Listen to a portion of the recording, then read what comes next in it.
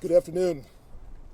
For the last 2 years in Minneapolis, July 4th celebrations have been interrupted by egregious and dangerous behaviors. In 2022, 7 people were shot in a short period of time, and communities endured long response times while fireworks were fired at people and at buildings. Last year, in 2023, groups of individuals again fired fireworks at people and at the police.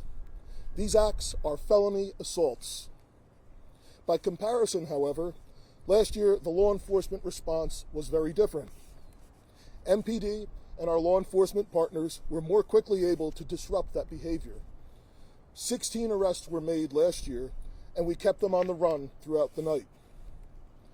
The MPD has different plans in place for this 4th of July weekend, and we anticipate that they will be very effective in promoting a safe and fun environment for the thousands upon thousands of people who will gather here to enjoy it. The fireworks show is back, and the crowds will be significant. We are excited to be a part of the community that will join us together in the 4th of July celebration tomorrow. But we also have a job to do to make sure people are safe. Our number one concern is that people can celebrate the 4th of July safely. Fireworks on the 4th of July are a reality no matter what city or town you're in all across the country. We just ask that everyone be as safe as possible while celebrating the 4th. If anyone threatens the safety or property of others, we will act. We will make arrests, and we will work with our Hennepin County partners to book those responsible into jail. If necessary, we will seize all illegal fireworks that are used to endanger the safety of others or other people's property. Our community has been helpful in the past reporting such suspicious and egregious behaviors. We are asking our residents to do the same this year and to quickly report suspicious gatherings and behaviors. With the return of the red, white, and boom fireworks here in Minneapolis on July 4th, large crowds are anticipated, and we are thankful for that. We're thankful for our Minneapolis Park Superintendent and for the leadership of Chief Ojado and the Minneapolis Park Police. We know they have a robust plan in place that promotes safety throughout all the parks in our city, as well as the MPD, the Sheriff's Office, and the State Patrol to promote safety on our roadways, neighborhoods, and business corridors. These partnerships with other law enforcement agencies and parking lot closures in areas that have been problematic over the last 2 years are geared to increase safety and increase staffing throughout our city.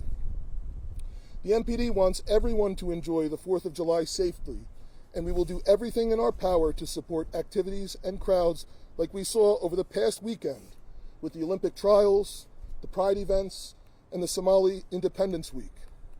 Last week was a testament to the great environment that Minneapolis offers to thousands upon thousands of people every week. We are excited to be a part of this great celebration. And now I'll pass it off to the Chief of the Minneapolis Park Police, Chief Jason Ojado.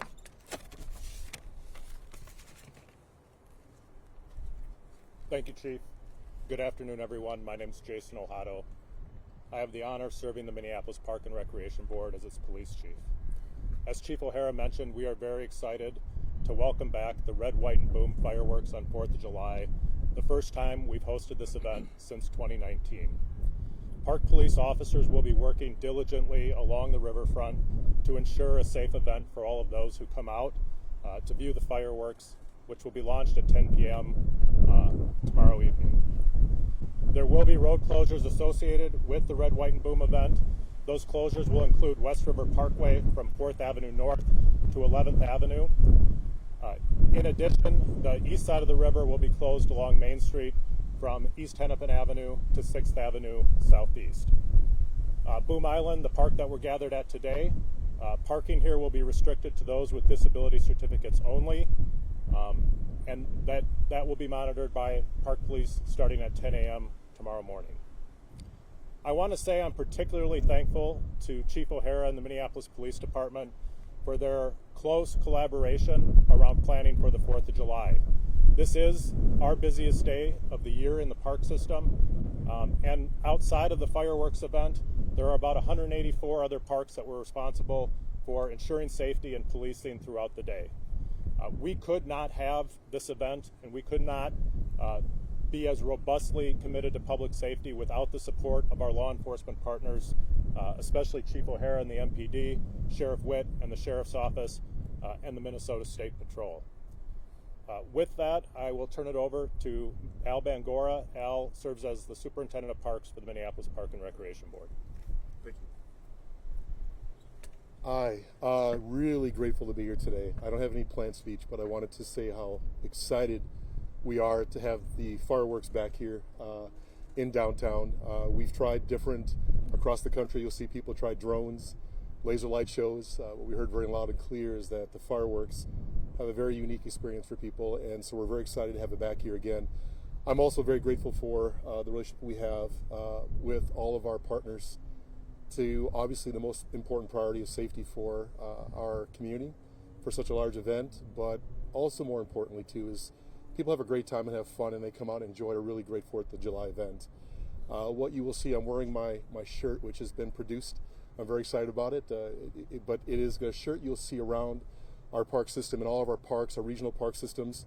We call ambassadors. It's really across our parks that we have folks from all of our different divisions that'll be out in our parks, making sure that we are visible and present, that we can answer questions. And they're ambassadors. They're not here to, engage in conflict or problems, but they're here to make sure that the eyes and ears that we are addressing some of the questions that community might have for us.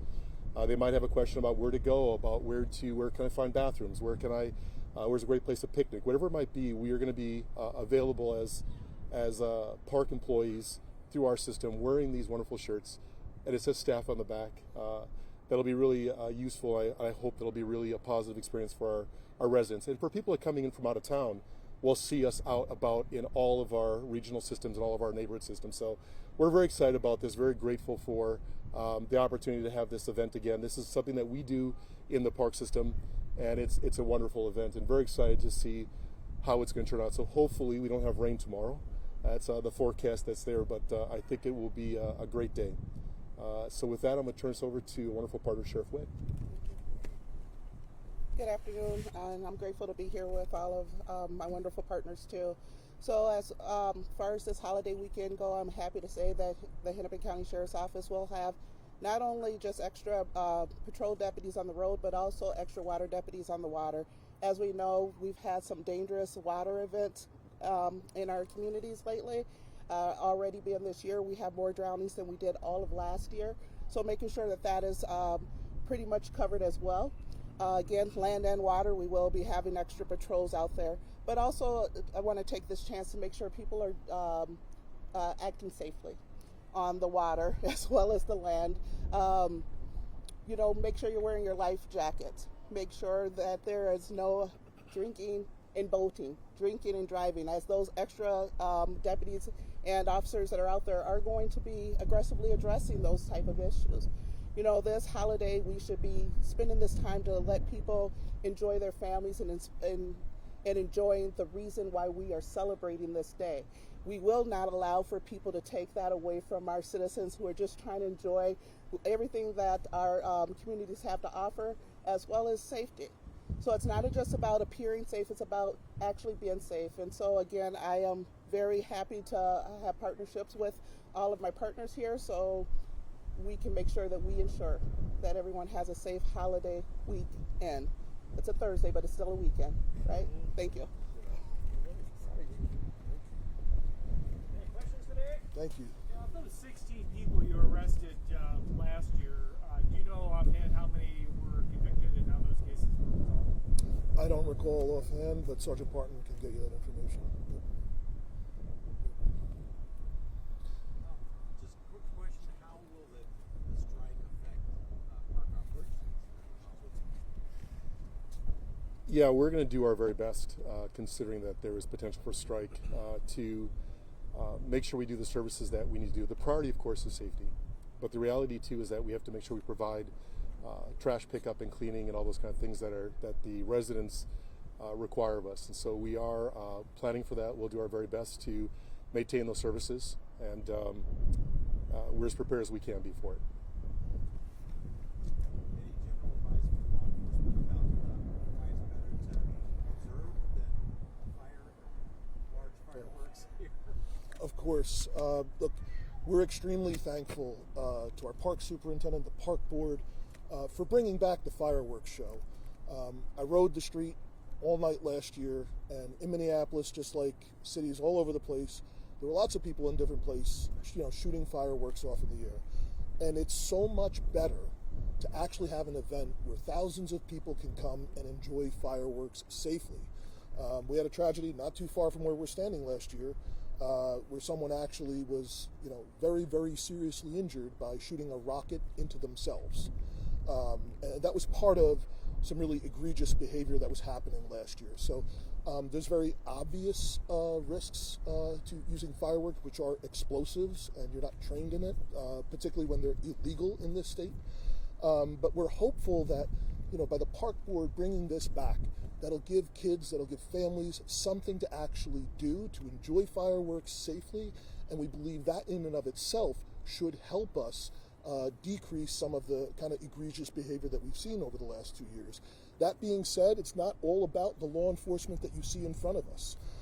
There's a very smart plan that Chief Ohado has in place to have some road closures around some areas where we've had problematic. We're doing the same thing on the city side.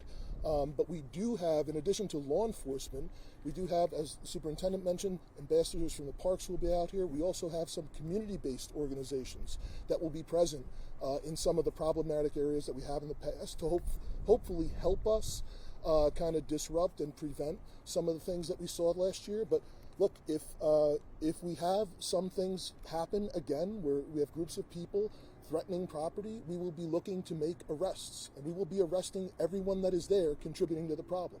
What we saw last year, the vast majority, we saw kids coming from out of town. These are out-of-towners. They're not people from Minneapolis coming here and disrupting our residents' lives, and we're not going to deal with that. And if mom and dad don't know where their kid is, they will find out after we tow their Mercedes-Benz and they have to pick it up in the Minneapolis police impound. Are you going to be making any closures around Chain Lakes or any of maybe kind of the problem areas from last year? So all of our road closures and event details are on the park board's website, minneapolisparks.org. We do have a traffic plan for Bedeh-McCoska. So the southwest corner of Bedeh-McCoska will be closed to motor vehicle traffic between Richfield Road and Xerxes Avenue South. And then East Bedeh-McCoska will be closed from 31st Street to 36th Street, with access to the boat launch permitted only from Lake Street to 31st. That closure is only to motor vehicles. People can still walk on the parkway or bicycle on the parkway, but we're hoping to provide a safer atmosphere for people who are coming into the park space, and then also disrupting a circular flow of people cruising all day around the lake.